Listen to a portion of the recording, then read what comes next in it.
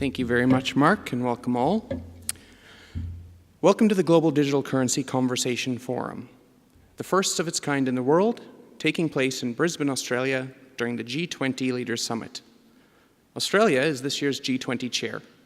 For those G20 delegates here today and those of you watching live around the world via our live stream broadcast, welcome. For those of you who don't know me, my name is Ron Tucker, and I'm the chairman of the Australian Digital Currency Commerce Association, the peak body for digital currency businesses and cross-industry stakeholders in Australia.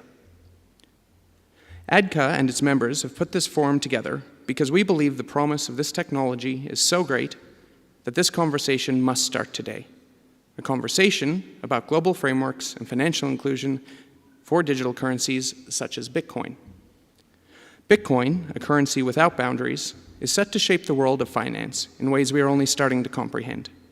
Such as the enthusiasm for digital currencies, that awareness of Bitcoin has gone from virtually nothing to saturation point in the last 18 months around the world.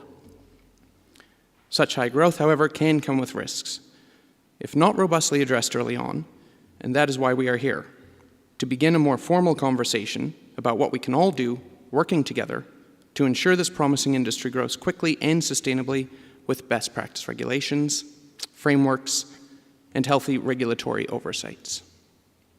With a few agile yet common sense steps now, such as speaking to one another here today, the rewards and opportunities will not only be better received more quickly, but shared in for decades to come by all. I'd like to now hand back to Mark Pesce, our chair and moderator for today, to kick things off. Mark is a leading American-Australian futurist, tech expert, broadcaster, and entrepreneur. Thank you, Mark.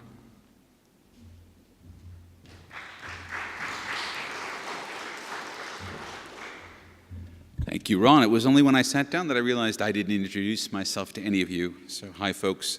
I'm Mark Pesce. I will be moderating the program today. Are we live now? So, we're going to start off with a little talk. There we go.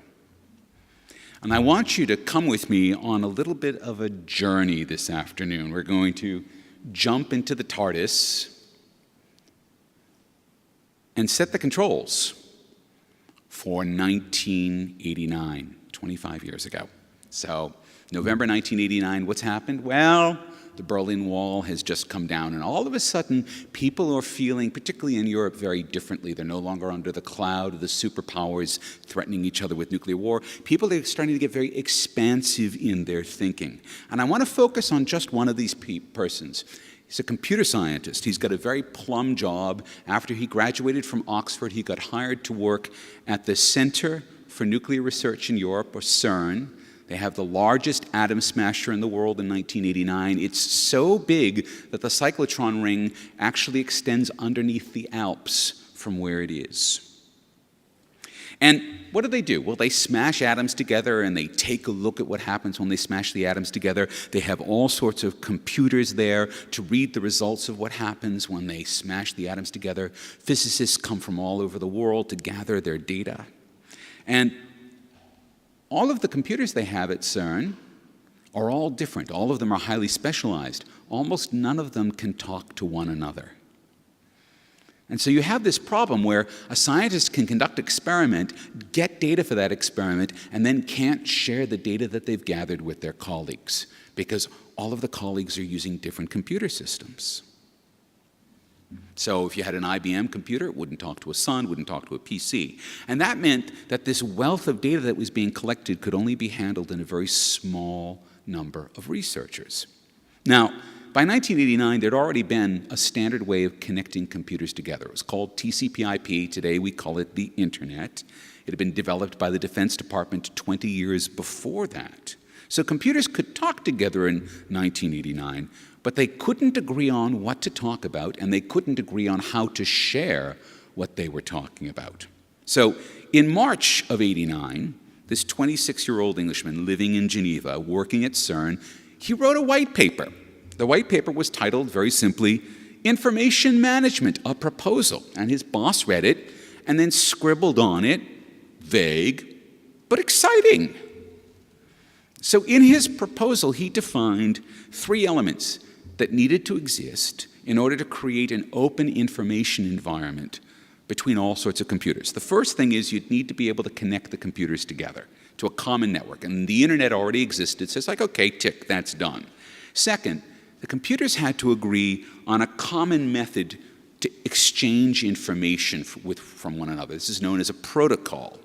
And he defined it in this paper. He called it the Hypertext Transport Protocol. Today, we always refer to it by its initials, HTTP. And then third, the documents that were being shared across all of these computers, they had to conform to a common format. So rather than having a separate data format for every computer program or every computer system, this document format would provide a framework for all human-readable information. And today we know that format is HTML.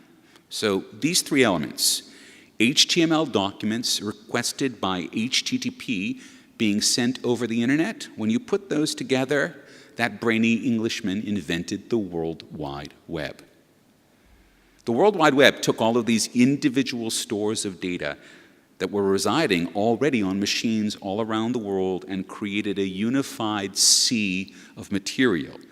You could search that sea. You could link to that sea. You could share things in that sea. Now, that's a very good idea. He wasn't the first person to have it. People had been talking about hypertext systems like the World Wide Web since the 1960s. That's Douglas Engelbart. He's a legend in computer science circles because in 1968 he gave something called the mother of all demos, in which he demonstrated video conferencing, computer networking, and hypertext all in one go, all in one demo. But it never went anywhere. The timing wasn't right. 20 years later, the timing had changed. And this clever Englishman, whom you all know as Sir Tim Berners-Lee, he'd created a hypertext system, and he then went to his bosses at CERN and said, listen, I think the time is right for a hypertext system, and I think I know what will help it along. What will help it along is if we make it freely available to everyone. And from that point on, the web began to explode. Now, in the early days, it was just a very few commercial organizations, companies like HP and IBM, and a lot of universities who were using the web to share their information. But by 1994, 5 years later, almost no one in the rest of the world had yet heard of the web. So in order to stir the pot, what happened was Tim Berners-Lee organized a big conference at CERN in May of 1994. And the 300 leading researchers who were working on the web, they all came together for 3 days of talks, and presentations. And Tim Berners-Lee, the star of the hour, he actually stepped back. He organized it, but after making a few opening remarks, he gave over the stage to someone else, a man by the name of Dr. David Choum. Dr. Choum is a cryptographer, and as a cryptographer, his specialty is digital currencies. And he gave a lecture about a brand new technology that he'd established called DigiCash. DigiCash is a secure way to transmit money between a sender and a receiver. It is, as the name implies, digital cash. He explained how, because of the mathematics that underlie DigiCash, transactions were unique, they were verifiable. Digital cash couldn't be counterfeited, it couldn't be created fraudulently. And he concluded this most amazing talk with a live demonstration of a transaction between a buyer and a seller on the web, live in 1994, using DigiCash. Now, I want to stress this again. This is the very first web conference in a program that was organized by the inventor of the web, and the very first presentation he put on that program was a cryptographically secure system for the exchange of value. The inventor of the web thought it was so important, he put it before everything else, and he put it in front of the 300 people who were the leading web researchers in the world. And I know all of this because I was one of the 300 people in that room. I had invented a 3D interface to the World Wide Web. It's now known as VRML, and Tim invited me to Geneva to share my work with my peers. So Tim understood that at its essence, the web would need commerce to succeed. And so he gave it his best try. But despite his influence, DigiCash didn't take off. We aren't using DigiCash today. It's not really surprising because the idea of the web itself, just by itself, was so shocking. If you can cast your mind back to what the world was like in 95 and 96 and 97 and everything was going online, if you tried to add digital currency to that mix, it just would have blown too many minds. People can only absorb so much change at once. But I want to draw a historical precedent for what happened. You see, when Douglas Engelbart gave this mother of all demos in 1968, I want you to take a look over at the right-hand corner. You see that thing he has his hand on? That was another thing that he invented during this demonstration. We call it the computer mouse. And that's the thing that people spent 20 years working on. From 69 to 89, we made all the computers start to work with the mouse. By 89, we were ready to make them start working with hypertext, because you can only absorb so much at once. And the web, it's pretty fantastic today, but it actually took a fairly long time to mature. Most computers now are connected to the web, and in 2014, most computers means smartphones. There's over 2 billion of these in the world now. And now that the project of the web is almost complete, we can move on to the next item on the agenda, digital currency. Now, it's not as though the idea of a digital currency has ever gone away, because people have been working on digital currency systems for decades.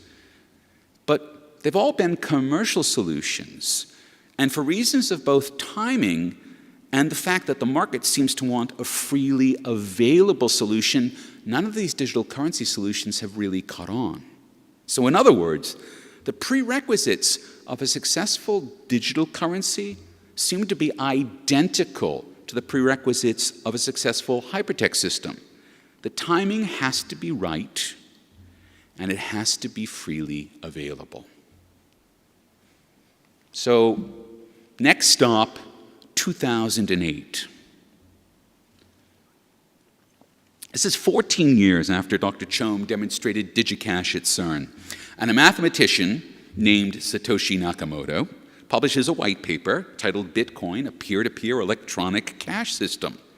And in this paper, Nakamoto outlines the 3 key elements that are necessary to support a digital currency. First, a digital currency has to employ peer-to-peer techniques of information sharing. Now, those techniques were first pioneered by the World Wide Web.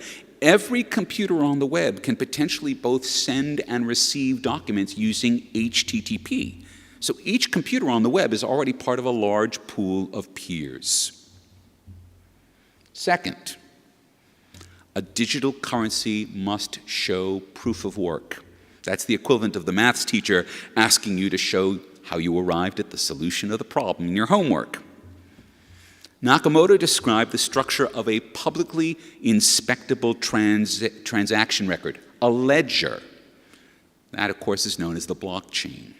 Every transaction performed in Bitcoin must be available for inspection within the blockchain of all Bitcoin users. I'll have a lot more to say about the blockchain in a moment. And third, a digital currency has to use public key cryptography to ensure both the authenticity and the anonymity of transactions. Just as government-issued currencies can be tested for authenticity and remain anonymous when used, a digital currency employs public key cryptography to absolutely authenticate the validity of that currency and of the parties to the transaction, but without revealing the details of the identity of either party. So they'll know they're real, they'll know the digital currency is real. That's pretty much all they get to know. So together, these elements, peer-to-peer communication on a broad network of computers that perform verifiable, anonymous digital currency transactions openly showing proof of work, that's the foundation of Bitcoin. Now, each of those techniques had existed prior to Nakamoto's paper. But when they were brought together, what happened was each element amplified the value of the others to create something that is now, in computer science, accepted as a fundamental breakthrough in technology. It's not just about banking people. It's all of computing. So that fundamental breakthrough, which, trust me, has computer scientists and software engineers around the world vibrating with excitement, it can be resolved into two words: distributed authenticity. Before Nakamoto's work, authenticity had always been very difficult to establish. Governments fight a constant battle against counterfeiters, precisely because it's very difficult to establish the authenticity of any particular banknote. When you present a passport at an international border, it's closely inspected to determine whether it's a forgery. And despite an arms race that has led to a real depth of technique, counterfeiters still print currency, forgers still create passports that fool any system. Counterfeiting and forgery, they're both basically the side effects of designs that send the flow of decision-making toward the center. But the center is never perfect. The center is not omniscient. The center is never as smart as all of the individuals who are busily trying to fool it. And so it's a game that always has some losers. And try as they might, governments have always had to accept a degree of counterfeiting, because counterfeiting basically proves your currency is worth counterfeiting. Now, Nakamoto presented a completely new model for the determination of authenticity. It's driven by the act of mining for bitcoins. Bitcoins are mined via a computer algorithm, an algorithm that becomes increasingly more difficult to solve over time. Part of the function of mining is to weigh in on the authenticity of any Bitcoin transaction. All Bitcoin transactions are shared among the computers performing Bitcoin mining, so there are hundreds and thousands of computers that have to come to an agreement about the authenticity, the validity of every transaction. And if they can't agree, the transaction isn't validated. It doesn't end up in the blockchain. If they do agree, the entire network of Bitcoin miners accepts the transaction as legitimate and places it in the blockchain. So authenticity in Bitcoin is determined by agreement. Distributed authenticity, that's a holy grail in computer science. For 20 years, more than 20 years, researchers have been trying to solve the authenticity problem for reasons of their own. For example, how can you tell if an email comes from the person who they say it's coming from?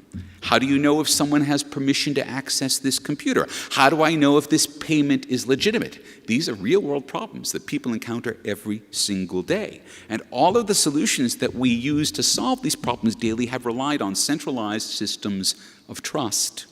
That's the reason a hacker can break into a credit card system and steal data. It's the reason that identity theft is possible.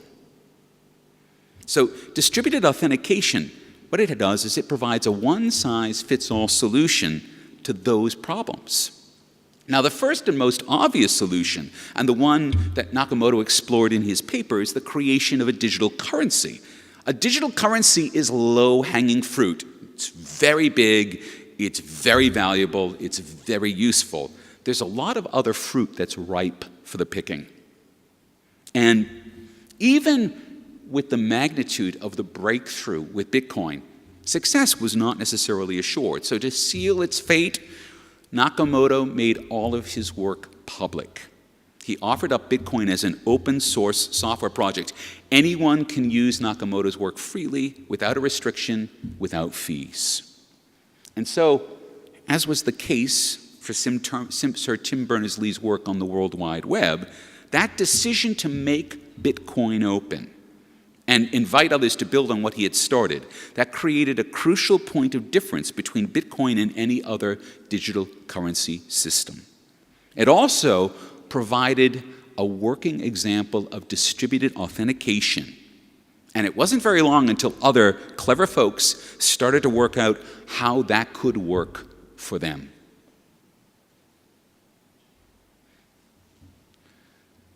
Now, at the end of last month,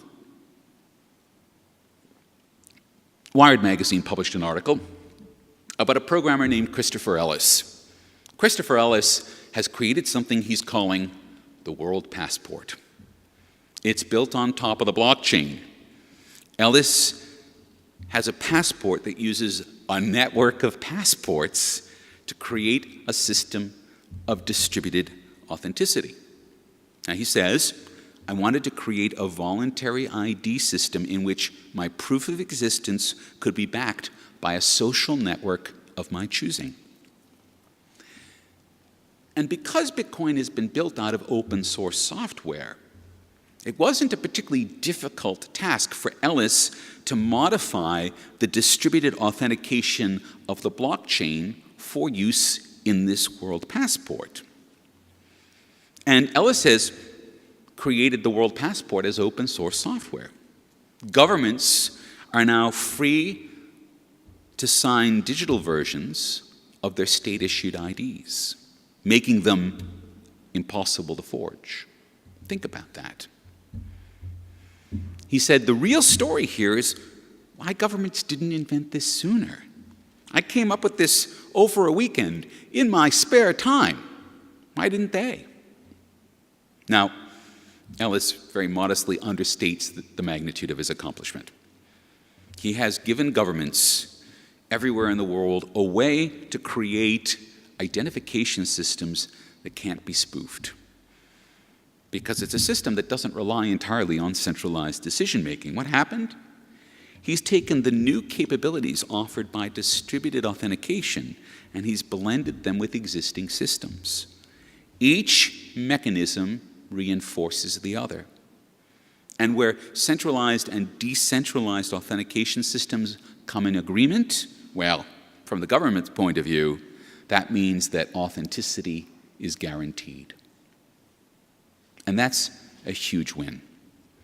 Now, there's no reason to believe that all government-issued currencies and identifications won't incorporate distributed identification and authentication via the blockchain.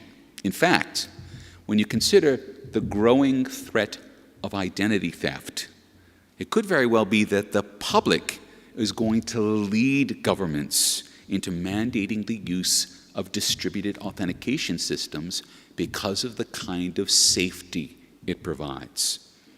And so at that point, there's not going to be any question about rocking up to the bank and providing 100 points of ID to do something, or the same thing when you go to the passport office.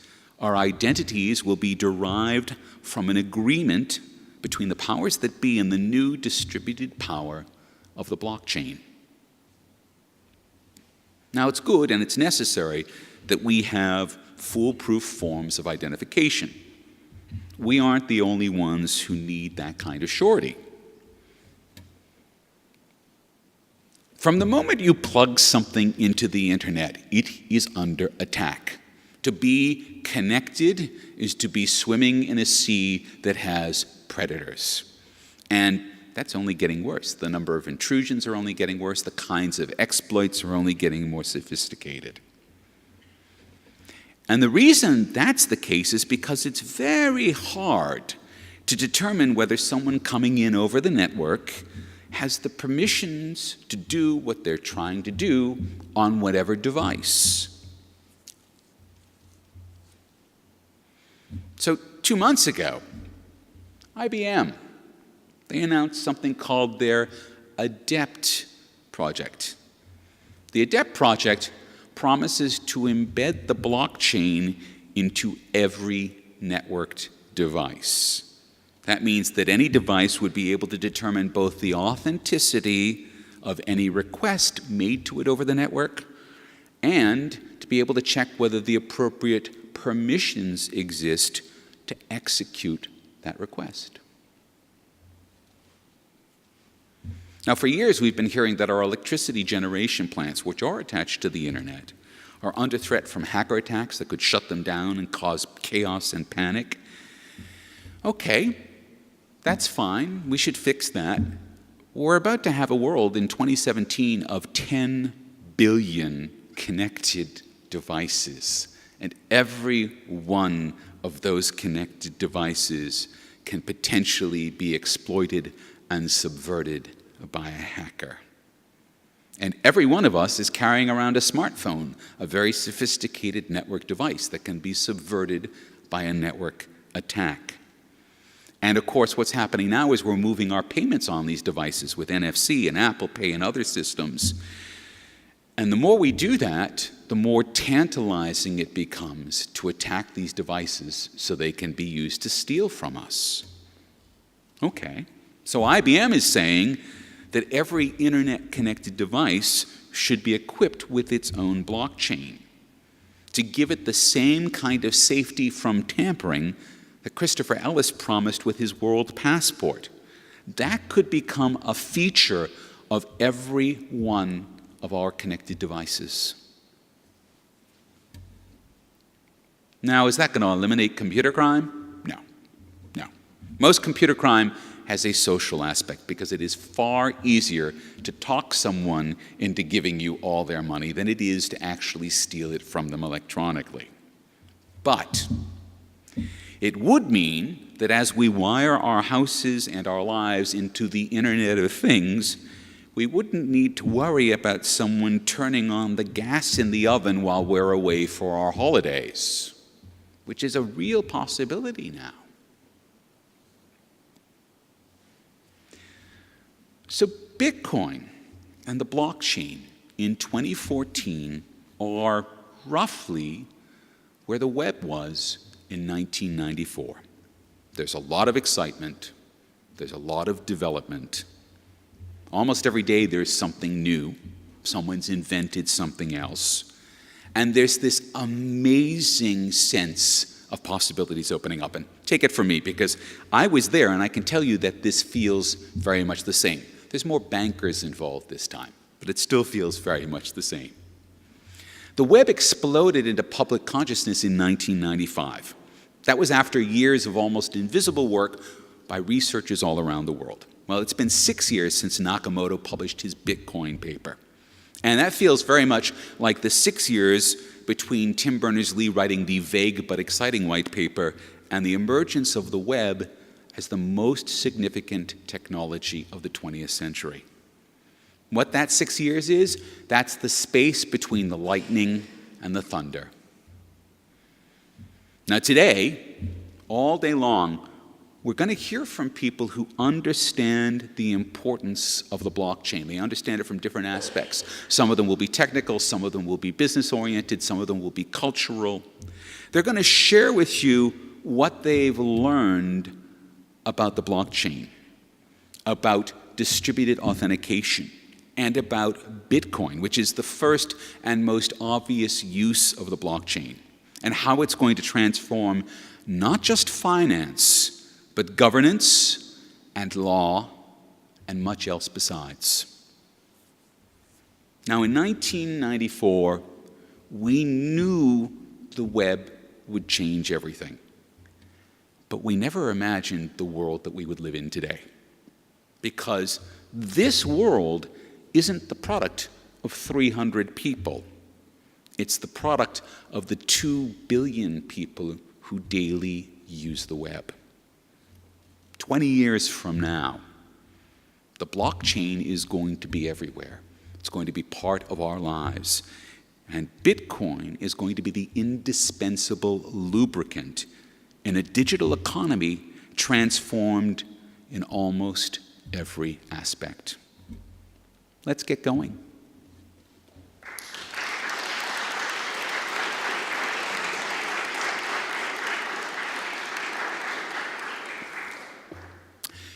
There's time for some questions, if there are any questions at this point in the program. Yes, Sam? Right there. You see the URL there with the GDCC? So that'll take you to a copy of that. Any other questions? We have, because we're still quite early for Elizabeth. We're about 15 minutes early for Elizabeth, right? I mean, we could call her a little bit early, but we have a little time on our hands. Thank you. So you mentioned that the internet took about 6 years to take off. The web. The internet actually took 20 years before that. So it took 26 years to take off. So would you say that the main problem to that occurring being the actual physical infrastructure of the internet, or slash the web? Well, and more so to the question, how long do you think Bitcoin will take until it's at the same stage that I guess the internet is now? Okay. Well, the interesting thing is what happened was the adoption of the web drove the adoption of the internet. So basically, the web became so desirable that people just figured out what they needed to do to get on the internet, and they made it happen. So it wasn't so much the physical deployment of the internet, it was that you created the killer app. The web was the killer app for the internet. And of course, the web is not one thing. There was never any one killer app. It's a capacity. So in that sense, it was having the thing that was so desirable, and then people just knock everything down in the way. The interesting thing is, and Ronald told me this, I was interviewing him for my podcast last week, and he blew me away with this statistic. And Ronald, I want you to correct me if I get this wrong, but the remittances, is this only to the Philippines or is it worldwide? The Western Union figure. Okay.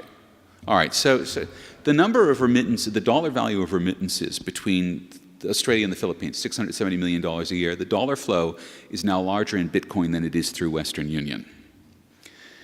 And when you consider the total number of remittances that go around the world worldwide, how many tens of billions of dollars there is this year, and the costs that have been incurred and the pain points around that, I think we're already starting to see the emergence of some very clear areas where it's solving problems. And it's funny because people have come to me a lot and go, well, Bitcoin is a solution in search of a problem. And then I quote them this and they go, oh, well, maybe it's not that way. So some of it's going to depend on the quote-unquote killer app. Some of it's going to depend on it just finding its way to the places where it can remove the pain points. You know, is there going to be a single penny drop moment? I don't know. I think different people have different opinions on that. I think it's somewhat early days to know.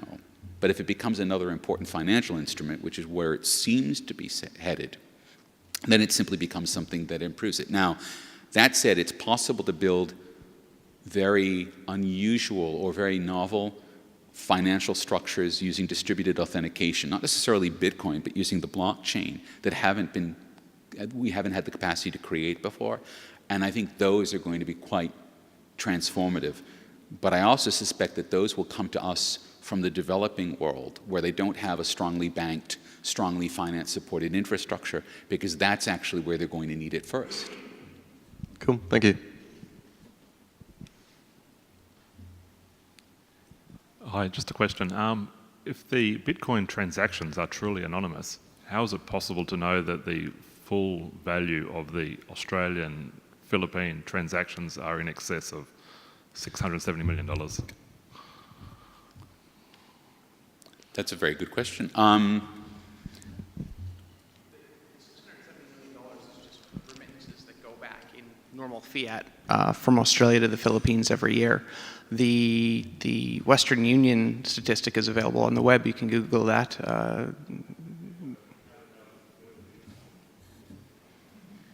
The Bitcoin statistic.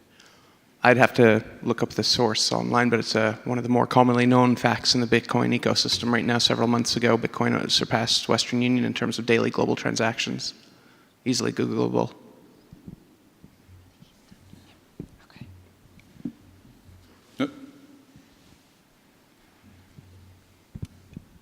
How has the government's reaction to Bitcoin been different to the web when it came out, and has it been more negative towards Bitcoin, which may lead to problems which the web didn't have, and maybe that's why it grew so fast? It's going to be, I mean, Elizabeth and Jerry, who are our next two speakers, will be able to take this much more head-on than I will.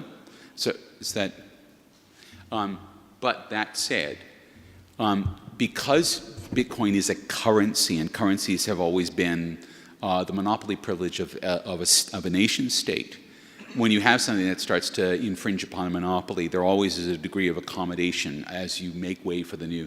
You know, it generally states can't just get things all their way. You get other currencies in, you get other financial instruments in, because eventually they realize it's actually in their own interest. But there's always going to be a period of tussle around this. There's, I think, a sense that Bitcoin is going to free money from the state. I think that is probably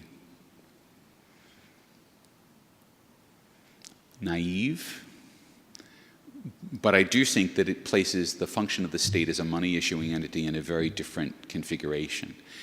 But seriously, no one knows. I mean, in Australia, we treat it as a commodity, right? We treat it as something that's closer to gold than something that's closer to cougarans. And, the distinction is important because of tax purposes and how it flows through the economy and how people use it. So a lot of the distinctions that the states are trying to sort of find their ways through are will end up having a real impact on how Bitcoin is used.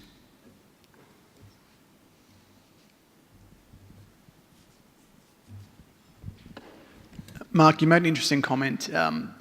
Bitcoin is the lubricant of the blockchain system. Now, in recent times, there's a school of thought about the blockchain technology itself being more interesting, more sustainable than the Bitcoin network. Do you want to expand on that a bit? Speaking as a computer scientist and speaking to other computer scientists, we feel like it's a bit like what happened when Einstein got to E equals mc squared, right? Mass energy equivalence. It's kind of like, okay, it still takes a long time from E equals mc squared to get to a nuclear reactor, right? But you understand how to build a nuclear reactor, at least in theory, from that point. So that's kind of how it feels. It's like, okay, we now have a system for distributed authenticity. What are the class of problems that we want to solve? I rattled off some before. For example, PGP. Pretty good privacy, is a secure cryptographic system for email. But the problem with that has always been certification. How do you know that you're actually using the correct keys? How do you register keys, right? How do you find out who has what key, and how do you know that this key is valid? So they've always gone through a centralized repository system. And a repository can be corrupted. And this happens all the time, and then you have to invalidate all the keys. We had a problem on the internet with SSL, the transmission layer that secures web transmissions, particularly for commerce, earlier this year. And a whole bunch of the certificates, the keys that were used, had to be invalidated. So these are the class of problems that people will start to engineer solutions to now that we have a distributed authentication system. And I know that all sounds quite geeky, but at the same time, these are actually fundamental problems, and there's both enormous value stored in the solution to these problems and also removing a lot of pain points.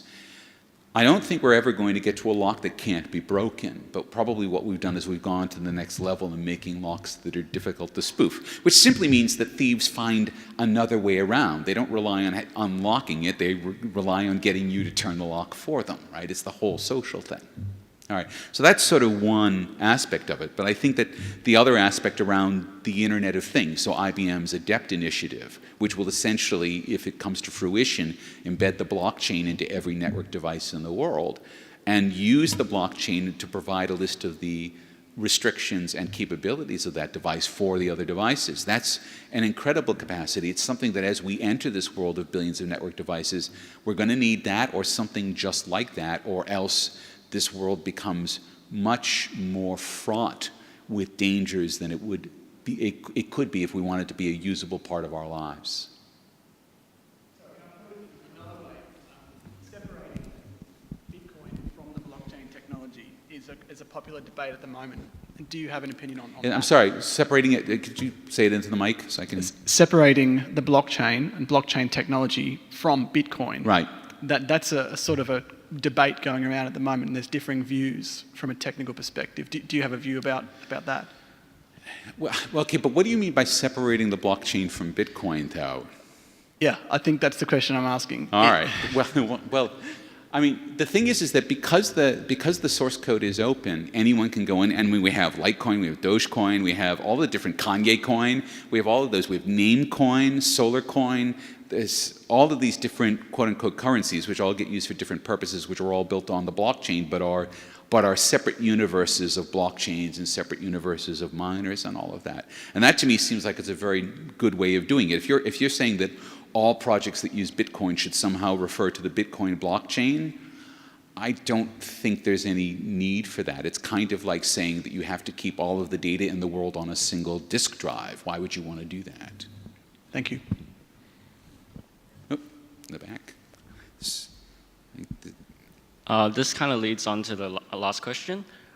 You mentioned in your speech that the blockchain technology could be used to secure devices, but I'm just wondering where the incentives come for the nodes to basically process those. I'm sorry. I'm just wondering where the incentives come from the nodes to secure those, secure the blockchain for if you're using it to secure a device. Because with Bitcoin, the miners would get a payout, but if you're, I'm just wondering where the incentives come for securing a device such as your mobile phone. Right, exactly. But I think what would happen in that kind of distributed network is the payout is the security. You see what I'm saying? So that people actually end up contributing to the security, and that's then probably more of a social contract. So the mining agreement is that the security is that if you actually want a secure device, then some of your CPU cycles have to be given over to processing the blockchain. So it becomes a convention that, because security always comes with a cost. You never get security for free. So how do you pay that? Well, you can pay that in CPU cycles, you can pay that in human cycles, whatever it would be. So I suspect that that would be the approach they would take. But it could very well be that there will be a financial reward for you to do the security calculations that I need to keep myself safe, that I can outsource those, you can make money or bitcoins or whatever doing it, and then I don't have to waste battery on my own device to do it. So it would be like a subscription service. So there's a couple of economic models that would work there. But I think that we're converging on this idea that security has a cost, and it will cost you some power or CPU or whatever it might be. Yep. Yes. Okay, last question. Mark, you mentioned how this development may improve the, I guess, the access for the unbanked currently in this world. Can you elaborate on what you mean by that? Part of what, it's at the G20 summit in Perth in August, which was about financial inclusion. There was a lot of emphasis on mobile money solutions. And this week's Economist has a big section on mobile money and banking the unbanked, because of course it's one of the features of the G20 summit that's going on right now. And one of the things that we need to think about in terms of that is to be able to get people to systems which allow them to either save money or to borrow money and make those systems pervasively accessible. That's probably going to happen through the smartphone. It's probably going to happen through the smartphone and through apps on those smartphones.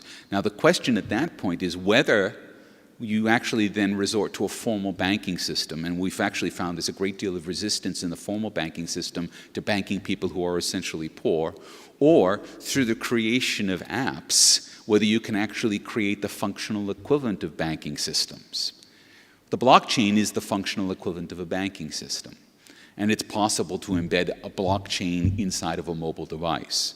So it is conceivable, and people are actually working on this, to be able to build mobile smartphone-based systems. And you have to understand, smartphones aren't an artifact of the developed world. At the end of this decade, there will be 5 billion people using smartphones and about 6 billion people using mobile. So 5 of the 6 billion people out there by 2020 will be using a smartphone, and so we'll have sufficient computer power on their person to be able to use blockchain-based technologies. So that's an approach. We'll see where that goes. And there's a lot of fintech companies, both in the developed world and in the developing world, that are looking at the success of systems like Pesce, which now carries about 50% of the Kenyan GDP. It's a mobile money system where money is just sent via SMS. 50% of the Kenyan GDP is now going through it. Copying the success of systems like that in other developing countries, but maybe being able to do it without requiring a central authority, because M-Pesa basically had to create their own bank in conjunction with Vodafone to make that system work.